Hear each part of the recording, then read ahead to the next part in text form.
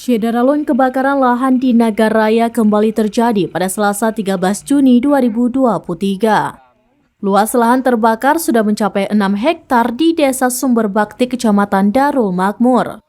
Tim gabungan dari BPBD Nagaraya bersama TNI dan Polri mencapai 100 orang dikerahkan ke lokasi karhutla yang merupakan lahan gambut. Lokasi terbakar tidak bisa diakses mobil pemadam kebakaran sehingga harus menggunakan 4 unit mesin pompa air. Kalak BPBD Nagaraya Irfan Darinadi dikonfirmasi mengakui bahwa kebakaran lahan kembali terjadi dan upaya pemadaman masih terus dilakukan.